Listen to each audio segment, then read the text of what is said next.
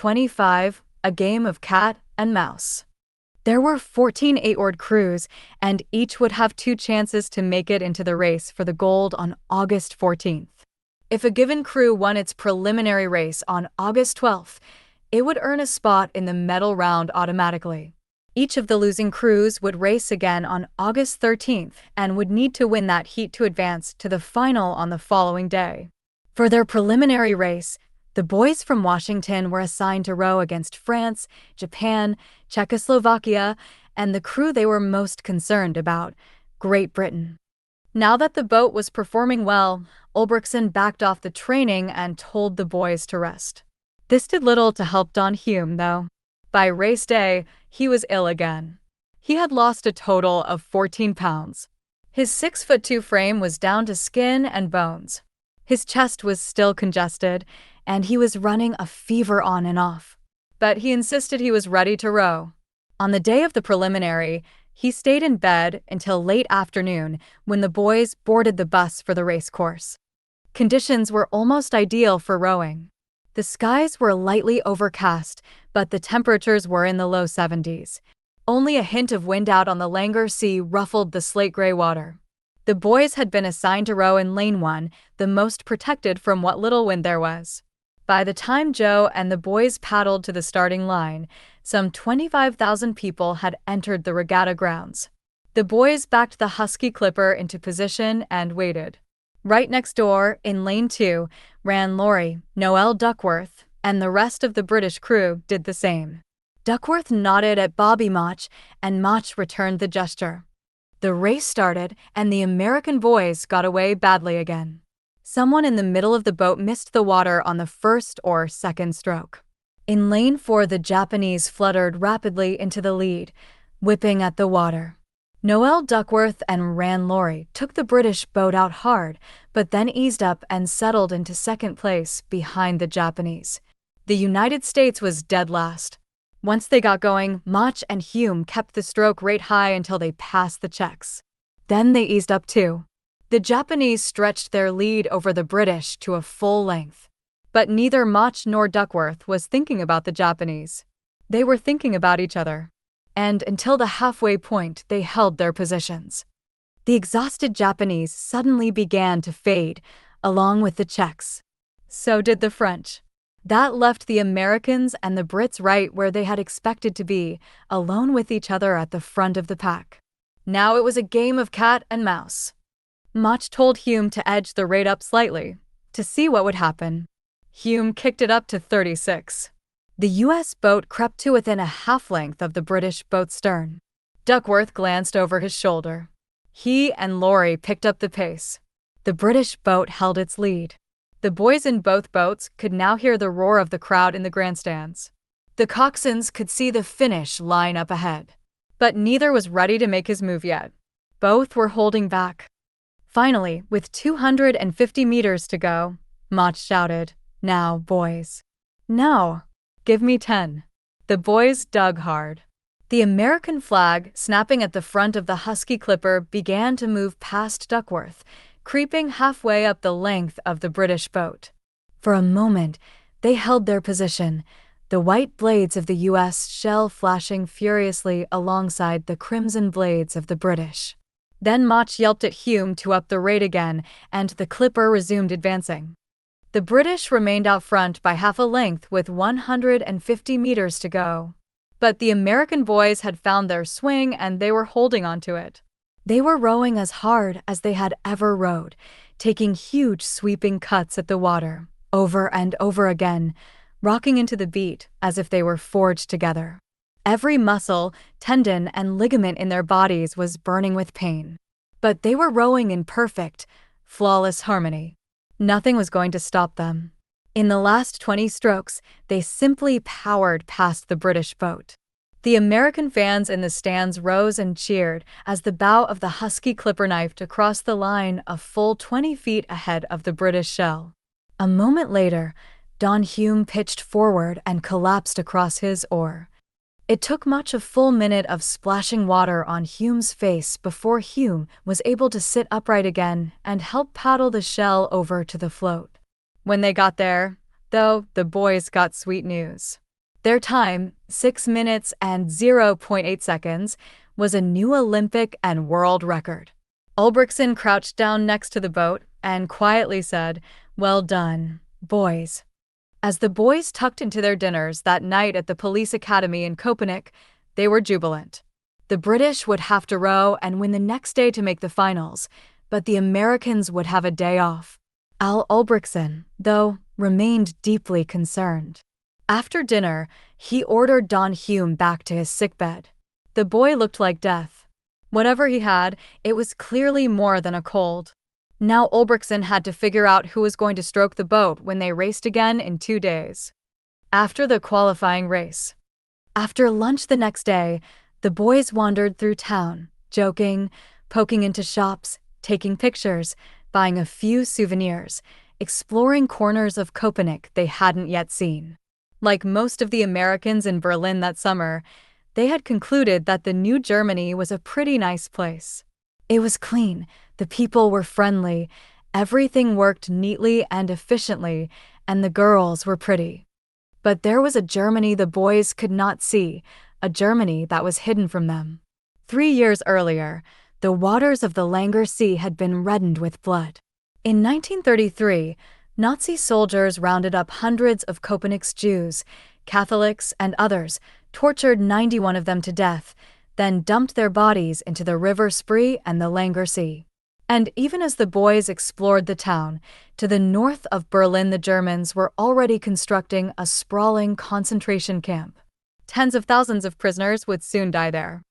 As the boys walked the streets that afternoon, they did not know that many of the locals they passed were doomed. People who waited on them in shops. Old women strolling around the grounds of Köpenick's castle. Mothers pushing baby carriages on cobblestone streets. Children shrieking gleefully on playgrounds. Old men walking dogs. Before long, many of them would be shipped off on trains, sent to their deaths. During the Olympics, though, the brutal reality of Nazi Germany was nearly invisible. To the athletes, Köpenick seemed to be about as pleasant and peaceful as anything back home in Washington. That evening the boys went down to the course to watch the next set of races, the heats that would determine the final lineup for the medal race. Hungary and Switzerland were already through, and now Germany, Italy, and Great Britain each won their races. The boys finally knew who they were going to have to beat to win gold. The one remaining question was which lane they'd be assigned to, and when Al Ulbrichtsen found out, he was furious. Normally, the team with the top time earned the most favorable lane. So Ulbrichtsen figured his boys would be rowing in lane 1, which was protected from the wind. Instead, the German Olympic Committee changed the rules for the finals.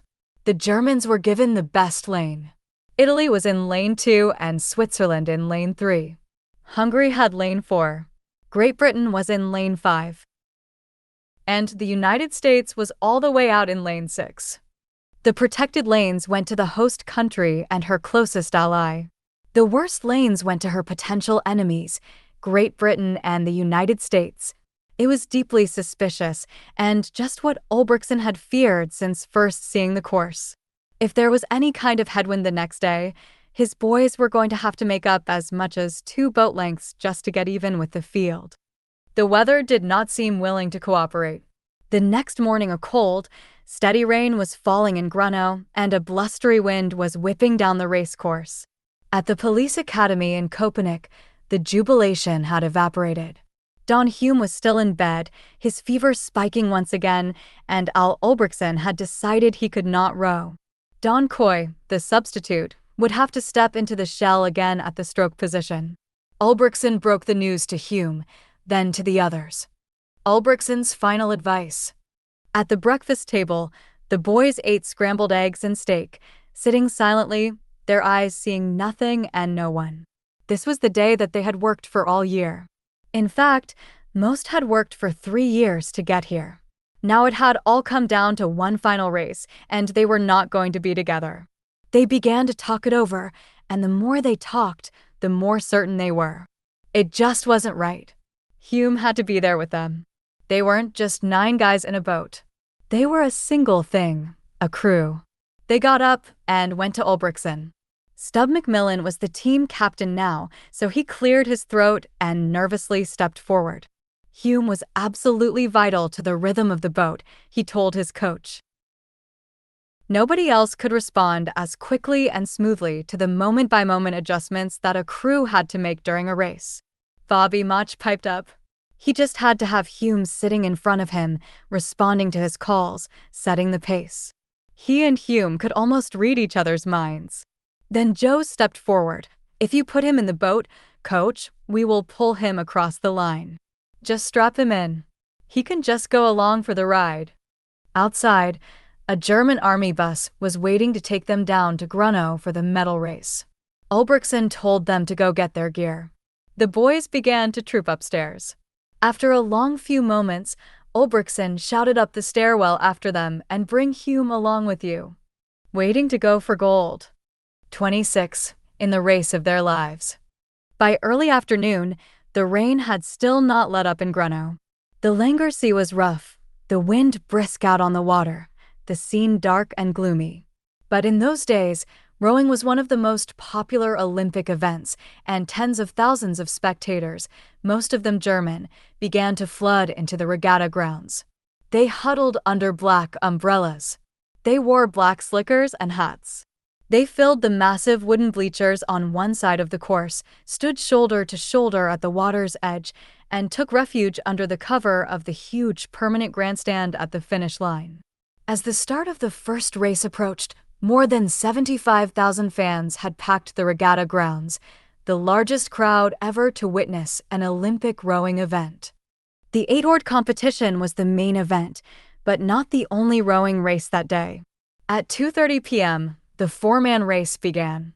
The Swiss jumped out to an early lead, but were soon overtaken by the German boat. Inside the shell house, the American boys were waiting. They'd laid Don Hume out on a massage table like a corpse, bundling him in overcoats to keep him warm and dry. As the boats in the first race approached the finish, they could hear the roar of the crowd. The fans chanted Germany's name, Deutschland, Deutschland, Deutschland, and Germany sliced across the finish line a full 8 seconds ahead of the Swiss.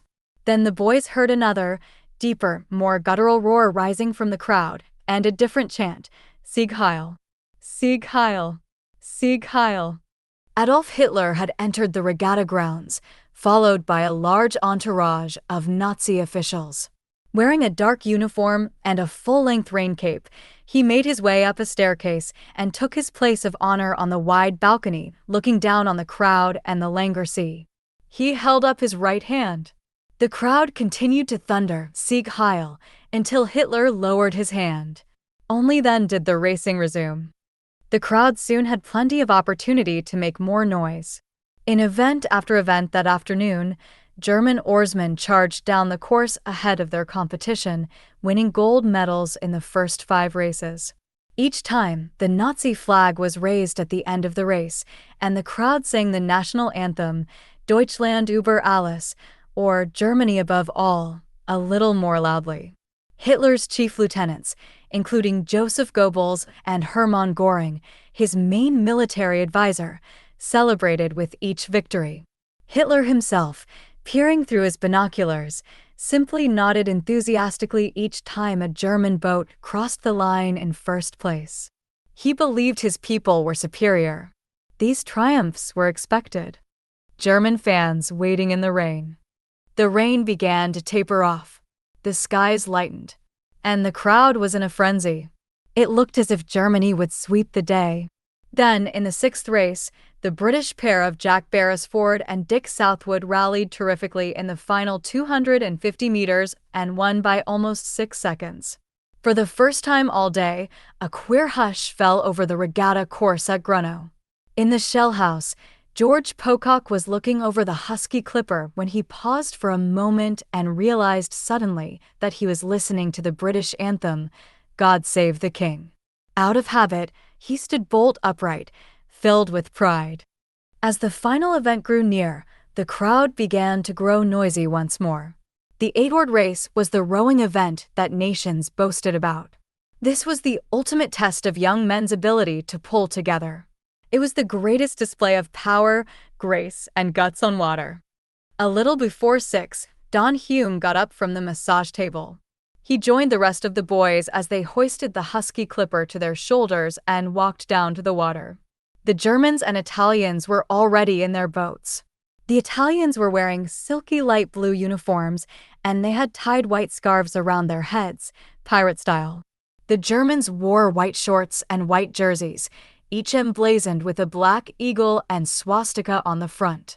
The American boys were wearing mismatched track shorts and tattered old sweatshirts. They didn't want to get their new uniforms dirty. Bobby Mach tucked Tom Bowles's lucky fedora beneath his seat in the stern of his shell. The boys huddled briefly with Ulbrichtsen, reviewing the race plan, then stepped into their boat and paddled up the lake toward the starting line. Ulbrichtsen and Pocock climbed up to a balcony of a shell house near the finish line. They were worried. Their boys were good. But with Don Hume looking like a dead man and the crew stuck out in lane 6, they figured their chances of taking gold were slim to none. In Seattle, it was early morning. Harry Rance had risen before dawn and made coffee and turned the radio on, just to make sure it was working. Joyce had come over a bit later and gotten the kids up. Now they were all in the kitchen, eating oatmeal, trying to steady their nerves. All over America, millions of people were tuning their radios to listen in. If they were lucky enough to have a job, they were going in to work a little late. If they were lucky enough to still have a farm, they were putting off their chores until later. The story of the track star Jesse Owens had already excited much of the country. Owens, an African-American man, won 4 gold medals in Berlin, dominating the track and field competition and defying Hitler's theory of the Aryan race's supremacy. Owens's victories infuriated the Nazis. Back home, his accomplishments and Hitler's angry reaction reminded America what the Nazis stood for. Americans realized that there was more at stake in these Olympic Games than a few medals. A way of life was at stake. Basic fairness was at stake. Some Americans had never even heard of Seattle before the Poughkeepsie Regatta, but now millions waited anxiously to see what the rough-and-tumble Western boys from Washington would do as Hitler looked on. At 9:15 a.m. in Seattle, as the radio commentary began, Joyce rummaged through her purse and pulled out a small book. She flipped through its pages and carefully extracted a delicate green 4-leaf clover. Joe had given it to her years before, and she had pressed it between the book's pages. Now she laid it atop the radio, pulled up a chair, and started to listen. On the Langer Sea, the boys rowed toward the starting line. Rain showers had begun to slant down out of the sky again. But the rain wasn't the problem. They were from Seattle. They'd rowed through much worse rain. The wind, however, was gusting on and off, pushing in bursts and fits at the starboard side of the shell. Up front, Roger Morris and Chuck Day were having a hard time keeping the boat on an even keel. Bobby Mach was manipulating the rudder, desperately trying to keep the shell on a straight course. He didn't like the wind, and he didn't like the looks of Don Hume. He was just paddling, not putting much into his strokes. Joe Rance felt pretty good, though. As the noise of the crowd fell away behind them, the world in the shell had grown quiet and calm. It seemed to be past time for words. Joe and the boys in the middle of the boat were just rocking gently back and forth, rowing slow and low, breathing in and out comfortably. The boat felt easy under them, sleek and lithe. For Joe, anxiety gave way to a sense of calm. He was more determined than nervous. If Don Hume had the guts to row this race, Joe and the boys were not going to let him down. They pulled the shell into position, backing against a gangway. They were out in the middle of the Langer Sea. Ahead of them, the lake was wide open. The wind was worse than it had been down in front of the grandstands. It pushed at their bow, slapping small, choppy waves against the port side. Roger Morris and Gordy Adam were struggling, stroking in place on the starboard side, trying to lever the boat back against the wind and keep the bow pointed more or less down the middle of the lane. In the next lane over, the British boat backed into position. They waited for the start. Bobby Mach hollered instructions up front to Roger and Gordy, who were still focused on straightening the bow. Behind them, and out of sight, the official starter suddenly emerged, holding a flag aloft. Almost immediately, he turned slightly in the direction of lanes 1 and 2, the Germans and the Italians. Then he shouted into the wind, in French, "Partez," and dropped the flag. Bobby Mach never heard him, never saw the flag. Neither, apparently, did British coxswain Noel Duckworth. For boats surged forward.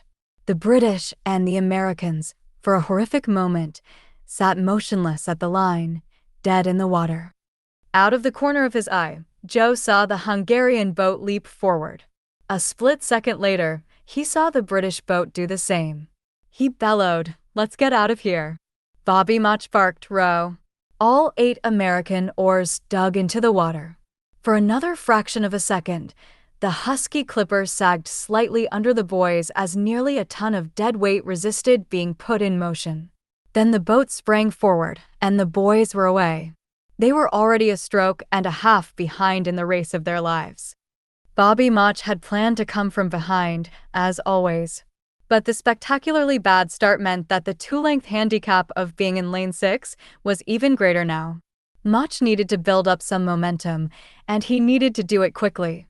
He shouted at Hume to hit it hard. Hume set a high pace, and the boys dug hard and fast. The Germans and Italians moved briskly to the front of the field. The British boat charged furiously back. At the rear of the field, the American boat began to claw its way forward. As the first boats crossed the 100-meter mark, an announcer called out the standings, and the crowd roared when they heard the Germans were in the lead. The Americans were still in last place, but only a length and a half behind the Germans. Bobby Mach told Hume to ease off on the rate a bit. They were still nearly sprinting, but Mach figured that with the wind they had to row at a high rate just to stay in contention. He could only hope they'd still have something left for the real sprint at the end. The boys began to settle in. As they moved out into the widest part of the Langer Sea, the wind grew even stronger. Waves splashed over the small American flag toward the bow of the husky clipper. Mach struggled to steer the boat in the wind. Switzerland claimed the lead. At 200 meters, the British surged past Germany and into second place. Bobby Mach watched them, but he didn't take the bait. It was fine with him if the Brits wanted to burn themselves out in the first half of the race. The German ate. Then, 300 meters out, Mach saw something that chilled him to his core. Don Hume suddenly went white in the face and all but closed his eyes. His mouth fell open. Mach yelled at him, "Don, are you okay?" Hume didn't respond. Mach couldn't tell if he was about to pass out or just in some kind of zone. Either way, it didn't look right. The way he looked, Mach wasn't sure if Hume could even finish the race, let alone sprint when the time for sprinting came.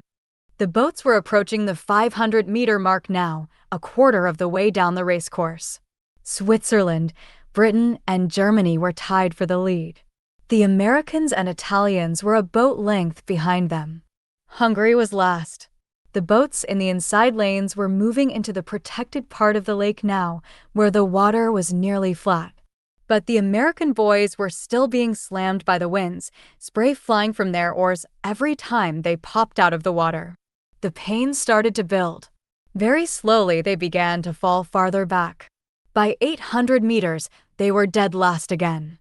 Over in the sheltered water of Lane 2, Italy came up from the rear and took a narrow lead over Germany.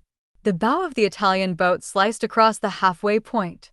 A bell began to toll, signaling the spectators at the finish that the crews were approaching.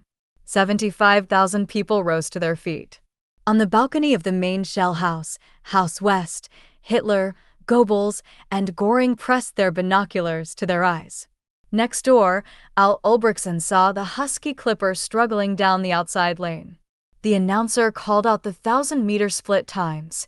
The crowd roared. Italy was in first, but Germany was close behind. Ulbrichtsen's boys were behind by nearly 5 full seconds. 3 of the Italian 8. In the stern of the husky clipper, Bobby Mach knew he couldn't afford to wait any longer. He hunched forward and bellowed for Hume to take the stroke right up. Higher, he shouted into Hume's face. Higher. Nothing happened. Higher, Don. Higher, he screamed, pleading now. Hume's head rocked back and forth with the rhythm of the boat, as if he were about to nod off. He seemed to be staring at something on the floor of the boat. Much couldn't even make eye contact with him. Germany retook the lead. Another enormous roar went up from the crowd. Then the roaring turned into chanting. The crowd was cheering in time with the stroke rate of the German boat. Deutschland! Deutschland! Deutschland! On his balcony, Hitler rocked back and forth with the chant. In Seattle, a hush fell over Harry Rance's living room when Joe's family heard the times. In the boat, Joe had no idea how things stood, except that he was vaguely aware that he hadn't seen any boats falling away behind him. He knew that meant they were trailing the field, but he also knew it wasn't because they'd been rowing easy. He had been rowing hard against the wind all the way. His arms and legs were starting to feel as if they were encased in cement. It was too early for the sprint, but he was starting to wonder what would happen when Mach called for it. How much would he have left? How much would any of them have left? Mach was growing desperate. Hume still wasn't responding. The only option Mach had left was to hand the stroke's responsibility off to Joe. It would be a dangerous move that could throw everyone off, but if he could just get Joe to set a higher rate, maybe Hume would sense the change and pick it up. Mach had to do something, and with the finish line approaching, he had to do it now. As Mach leaned forward to tell Joe to raise the rate, Don Hume's head snapped up, his eyes popped open, he clamped his mouth shut, and he looked Bobby Mach straight in the eyes. A startled Mach yelled, "Pick her up! Pick her up!" This time Hume responded. Mach yelled again, one length to make up, 600 meters to go. The boys leaned into their oars. The stroke rate jumped, and then jumped again, climbing higher and higher. At the 1,500-meter mark, the Husky Clipper eased from 5th to 3rd place. But they were still nearly a full length behind Germany and Italy. The Langer Sea narrowed.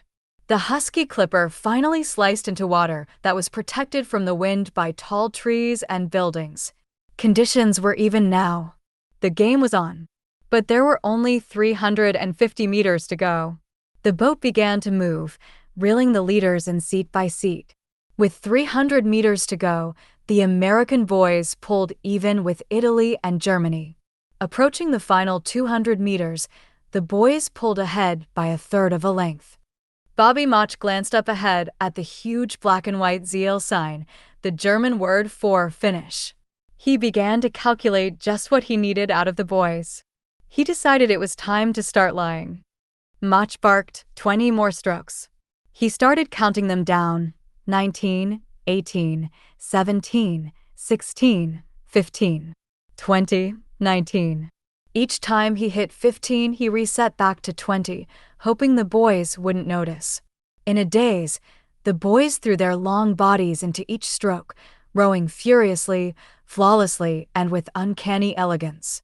Their oars were bending like bows, the blades entering and leaving the water cleanly, smoothly, efficiently.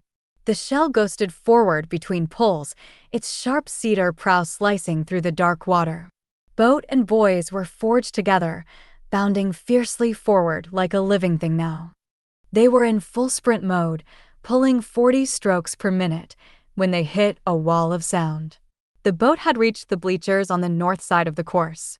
In lane 6, the boys were not more than 10 feet away from the edge of the stands. Thousands of spectators stood over them, screaming, "Deutschland! Deutschland! Deutschland!" The sound utterly drowned out Bobby Mach's orders. Not even Don Hume, sitting just 18 inches in front of Mach, could understand the coxswain. The Italians searched. So did the Germans. All three leaders were rowing at a full sprint. The race was even again. Mach yelled and screamed, but nobody heard him. Joe didn't know what was happening, except that he hurt like he'd never hurt in a boat before. He felt like hot knives were stabbing the muscles in his arms, legs, and back. Every desperate breath burned his lungs. On the balcony of House West, Hitler dropped his binoculars to his side. He rocked back and forth with the chanting of the crowd. His henchmen, Goebbels and Göring, were cheering wildly. On the balcony next door, Al Ulbrichtsen stood motionless. His face was blank. He fully expected to see Don Hume collapse over his or at any moment.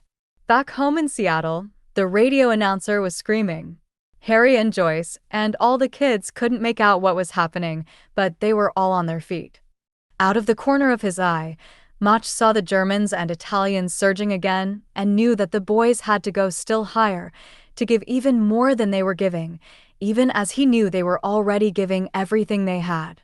With the wooden handles at the ends of his steering lines, he started banging on ironwood knocker boards on the outside of the boat. Even if the boys couldn't hear his commands, maybe they could feel the vibrations and know he needed more. They did. They understood that it was a signal to do what was impossible, to go even higher. Somewhere deep down inside, each of them grasped at shreds of will and strength they did not even know they possessed. The gold medal finish, USA in the far lane. The three boats stormed toward the finish line, the lead going back and forth. Hume took the beat higher and higher until the boys hit 44. They had never rowed at this rate before. They'd never even thought it was possible. They edged narrowly ahead. The Italians began to close again. The Germans were right beside them. Deutschland, Deutschland, Deutschland, thundered in the boys' ears.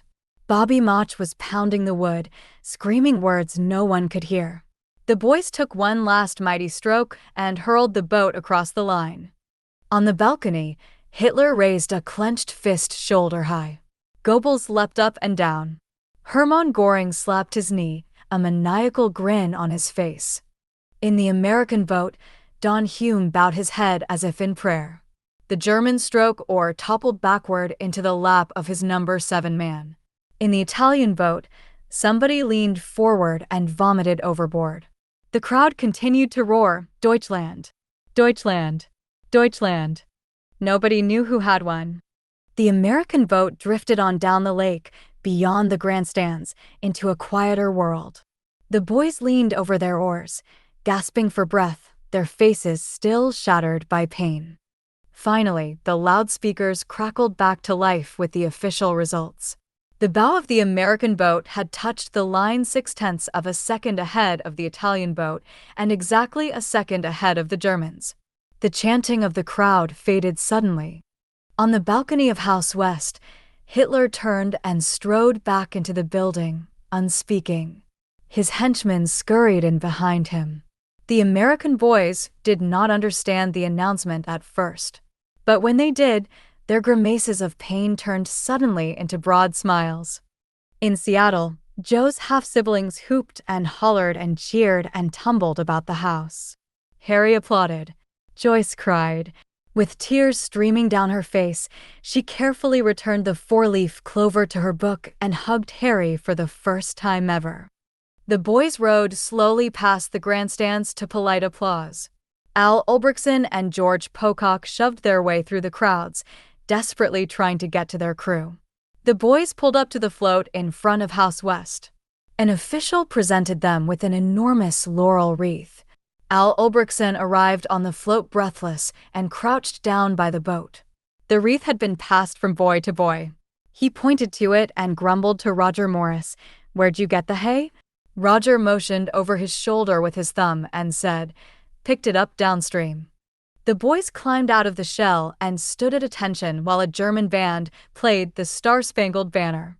Then they shook some hands, hoisted the husky clipper onto their shoulders, and carried it back to the shell house. In their dirty sweatshirts and mismatched shorts, they looked as if they'd just come in from an ordinary workout on Lake Washington. But as their coach would soon attest, they were no ordinary crew. A reporter stopped Ulbrichtsen on the way into the shell house and asked him what he thought of his boys. For once, Ulbrichtsen didn't hesitate before he spoke. "They are," he said, "the finest I've ever seen in a shell." The medal ceremony, Bobby Mach on the podium. The next day, the boys prepared the husky clipper for shipment back to Seattle, put on their Olympic dress uniforms, and headed to the Grand Olympic Stadium in Berlin. After the gold medal soccer match between Austria and Italy, the boys took to the field to receive their medals. As they lined up next to the German and Italian crews, Olympic officials went down the American line, hanging gold medals around the boys' necks and placing small laurel wreaths on their heads. Their names appeared on the enormous 43-foot-wide announcement board at the eastern end of the stadium. The Star-Spangled Banner began to play, and the American flag slowly ascended a flagstaff behind the announcement board. As Joe watched the flag rise with his hand over his heart, he was surprised to find that tears had crept into the corners of his eyes. Mach choked up too. So did Stub McMillan. By the time it was over, they were all fighting back tears. That night, as the boys went out on the town, Joe stayed in. He lay awake all night. He spent much of the night simply staring at his gold medal where it hung at the end of his bunk. As much as he had wanted it, and as much as he understood what it would mean to everyone back home, he realized that the medal wasn't the most important thing he would take home from Germany. Immediately after the race, even as he sat gasping for air in the Husky Clipper, not sure whether they had won, a sense of calm had enveloped him. In the last desperate sprint to the finish, in the searing pain and bewildering noise of the last few moments, Joe had realized with startling clarity that there was nothing more he could do to win the race. Except for one thing. He had to abandon all doubt. He had no choice but to throw himself into each stroke as if he were throwing himself blindly off a cliff. He had to trust absolutely that the others would be there to save him from catching the whole weight of the boat on his blade. And he had done it over and over, 44 times per minute, not just believing but knowing that the other boys would be there for him. All of them. In those final few meters, Joe and the boys had finally forged the prize they had sought all season, the prize Joe had sought nearly all his life. Each had entirely given himself up to being a part of something larger and more powerful and more important than himself. Now, finally, Joe felt whole. He was ready to go home. The 1956 Reunion Row. Epilogue. Within days of the closing ceremony of the 1936 Olympics, the Nazis renewed their persecution of German Jews and others they deemed inferior. The anti-Semitic signs returned to German streets. The brutality and terror intensified. In December, Hermann Göring met privately with a number of German business leaders and said, "We are already at war. All that is lacking is the actual shooting." The larger world knew little of these war plans. The illusion surrounding the Olympic Games was complete, the deception masterful. Hitler, Goebbels, and the rest had convinced the world that this new Germany was an advanced, civilized culture. But just 3 years later, by September 1939, the illusion had utterly fallen away. Hitler invaded Poland, and the most catastrophic war in world history was underway. In the next 5 years, it would take the lives of between 50 and 60 million people. So many died that the exact number would never be known. After the Olympics, the boys took different routes back to Seattle, and except for Bobby Mach, who graduated, the entire crew was back in the boat by October. On April 17, 1937, they again won the national championship in Poughkeepsie, this time by 4 lengths, setting a new course record. This was the last race for Joe, Shorty, and Roger. In their 4 years together, they had never once been defeated. Joe and Joyce on their graduation and wedding day. Joe moved in and lived with his father while he finished at the University of Washington. After he and Joyce both graduated and were married the same day, they bought a house in Lake Forest Park near Seattle and not far from the finish line of the Washington, California crew races. He and Joyce would live there for the rest of their lives. Over the years, they raised 5 children, and Joyce never forgot what Joe had experienced in his early years. She held true to her promise to make sure that he never went through anything like it again. Joe with his young family. In 1941, when America joined in the fight against Germany, some of the boys from the boat were too tall to serve as soldiers, but they contributed in other ways. Many of them had earned engineering degrees, and they worked for companies essential to the war effort. Joe worked at the Boeing Airplane Company, where he helped design elements of the B-17 bomber. Gordy Adam worked for Boeing too, and Chuck Day served as a naval doctor in the South Pacific. Shorty Hunt worked as a naval engineer. The boys remained close for the rest of their lives. They met at least once a year, usually twice, for the rest of their lives. Every 10 years, they gathered at the University of Washington, pulled the Husky Clipper from its rack, and rowed out onto Lake Washington. At their last reunion row, in 1986, they were one man short of a crew, as Chuck Day had died of lung cancer. Their backs were aching, their joints troubled. But they dipped white blades into the water and glided out onto Lake Washington, still pulling together as one. Then, with evening coming on, they hobbled back up the ramp to the shell house, waved to photographers, and put their oars in the racks for the last time. Joe in the woods. In August of 2011, I traveled to Berlin to see where the boys had won gold 75 years earlier. I visited the Olympic Stadium and then took the train out to Köpenick, wandering through its cobblestone streets. I walked past the vacant lot where the town's synagogue stood until the night of November 9, 1938, when a torch-bearing mob looted it and burned it to the ground. In Grunno, I found the regatta grounds little changed from 1936. The covered grandstands still rise near the finish line. The Langer Sea is still placid and tranquil. Young men and women in racing shells still row in racing lanes laid out just as they were in 1936. Late that afternoon, I stood on the balcony of House West. I remained there for a long, quiet minute near where Hitler stood 75 years before. Standing there, it occurred to me that when Hitler watched Joe and the boys fight their way back from the rear of the field to sweep ahead of Italy and Germany, he was watching his own doomed future. He did not know that one day hundreds of thousands of boys, just like them, would return to Germany, dressed in the olive-drab uniforms of the American Army, intent on hunting him down. By the time I visited Germany, Joe had passed away. A few years earlier, Joyce had died as she had lived, holding Joe's hand. The rest of the boys were gone as well. But there is one survivor of the 1936 gold medal race, the Husky Clipper. She hangs in the light, airy dining room of Washington's Conabier Shell House. Suspended from the ceiling, she is a graceful needle of cedar and spruce. Her red and yellow woodwork gleams under small spotlights. Beyond her, on the eastern side of the building, Lake Washington spreads out behind a wall of glass. Every fall, several hundred freshmen, men one day, women another, most of them tall, a few of them noticeably short, assemble beneath her on early. The Husky Clipper where it hangs today. October afternoons. They fill out registration cards. They anxiously look around the room. They chat nervously until the freshman coach steps in front of them and calls for quiet in a loud, no-nonsense voice. As they settle down, he begins to talk to them about what they can expect if they seek a spot on his crew. Mostly at first, he talks about how hard it will be. Then he shifts his tone a bit and begins to talk about the glory of earning a chance to pull one of the white blades of Washington.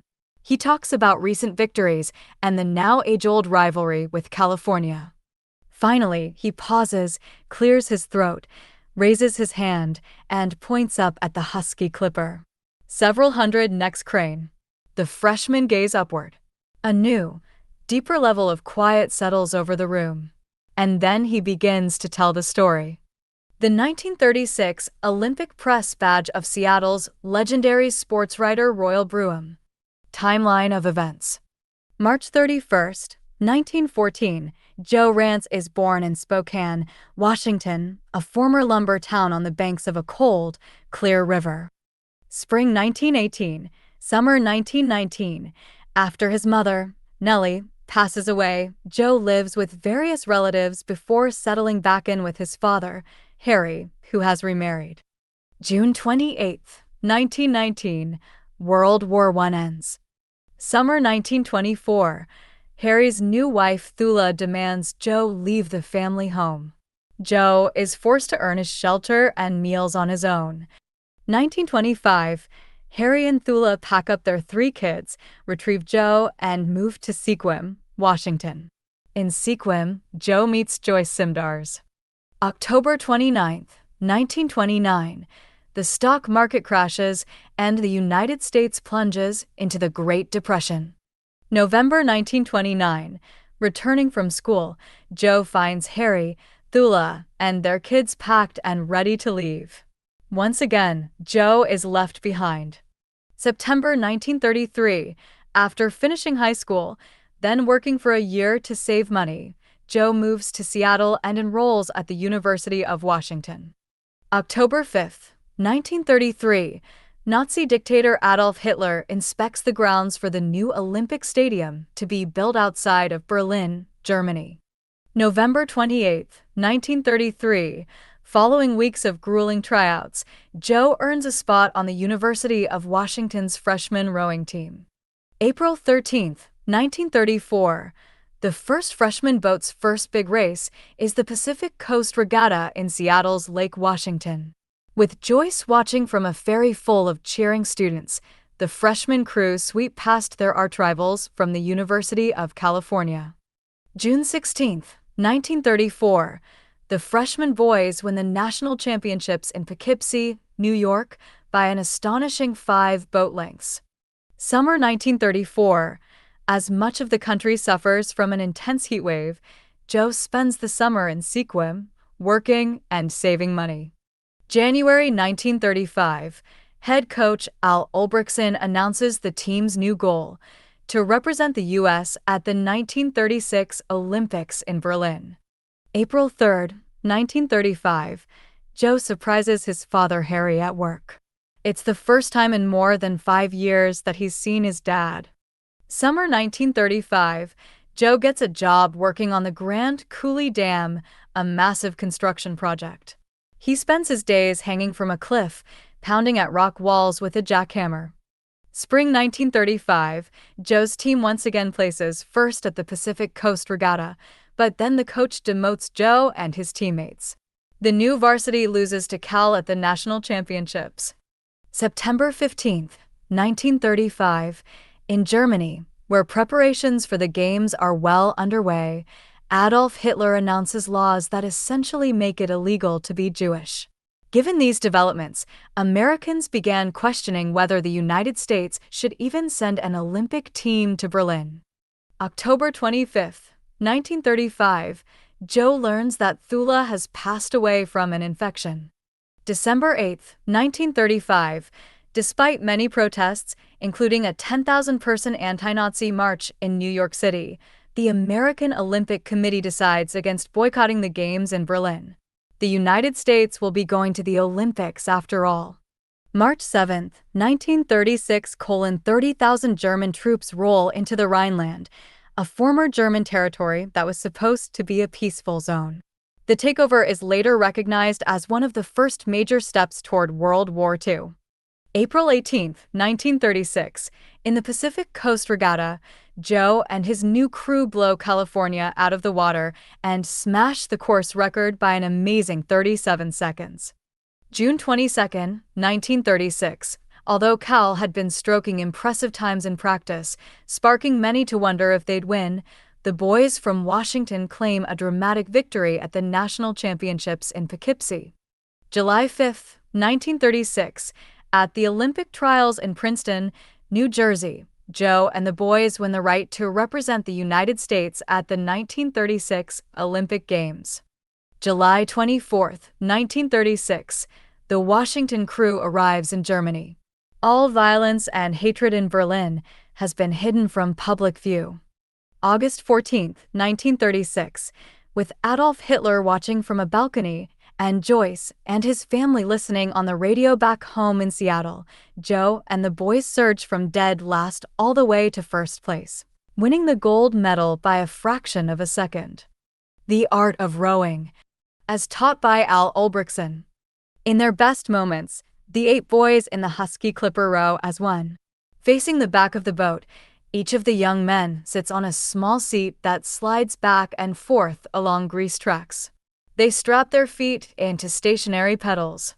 Each rower grabs hold of his oar, pulls himself into position, and waits for the signal from the race's starter. Once they begin to row, each boy repeats the following steps over and over.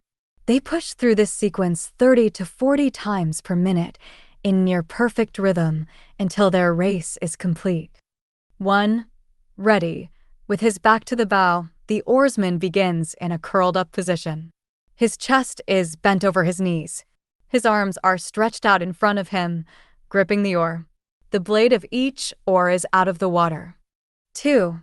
Catch. Once the starter gives the signal, each boy drops the blade into the water and leans back hard toward the bow. His arms remain straight as the blade grabs the water. He lets his back do all the work. 3. Drive. As his shoulders pass over the center of his body, he straightens his bent knees, pushing hard with his legs. His seat begins sliding toward the front of the boat. At the same time, he pulls the handle of the oar nearly to his chest. 4. Layback. The muscles in his back, arms, legs, and chest all work together to pull the oar and push the blade against the water, driving the boat forward. When each rower's still straight back is leaning slightly toward the bow and his legs are extended, he has reached the limit of his stroke. 5. Release. All at once, each rower drops his hands toward his waist and pops the blade up out of the water. At the same time, he rolls one wrist, turning the oar so the blade is flat, parallel to the surface. 6. Recovery. To prepare for the next stroke, he pushes his arms toward the stern of the boat, rotates his shoulders forward, and pulls his knees up toward his chest. As he returns to the crouched position, he rolls his wrist back so the blade is again perpendicular to the surface. He is ready to drop it down and start his catch at the exact same moment as every other boy in the boat. Acknowledgements. If books can be said to have hearts and souls, and I believe that they can, this book owes its heart and soul to one person above all others, Jo Rance's daughter, Judy Willman.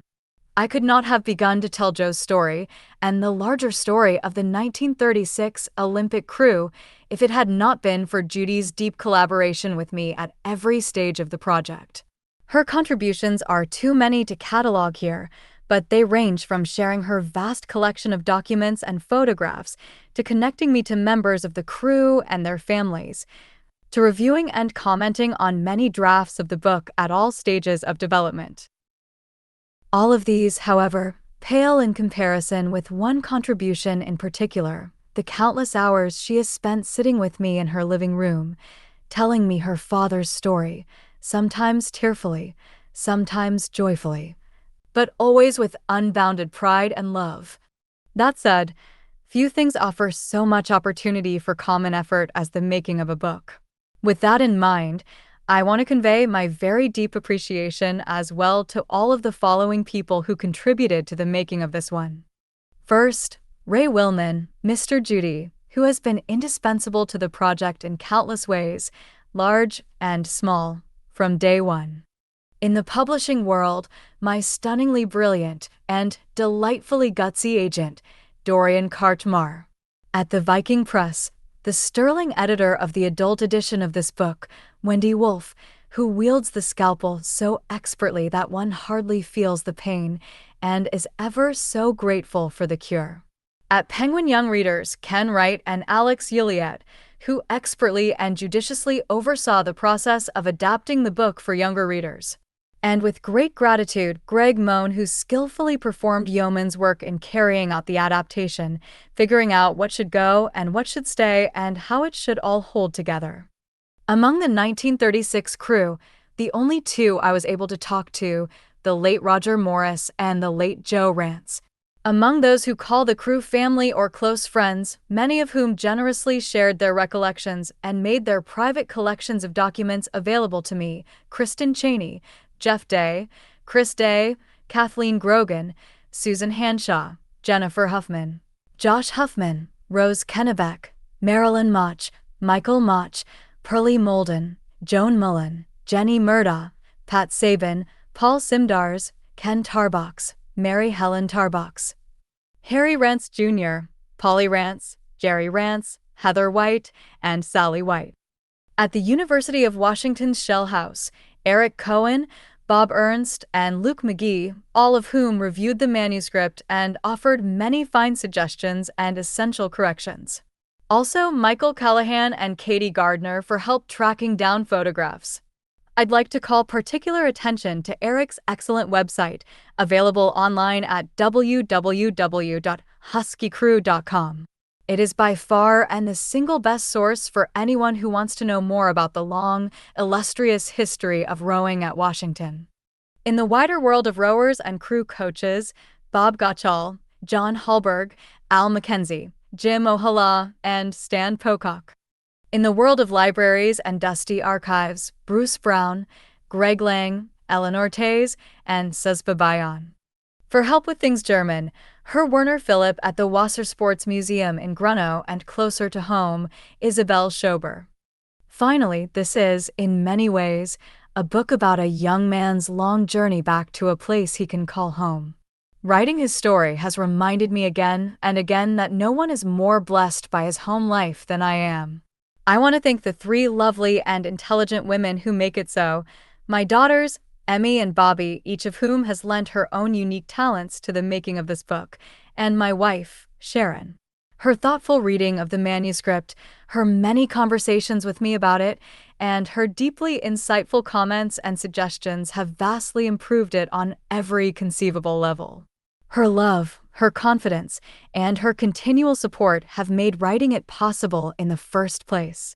Without her, there would be no books.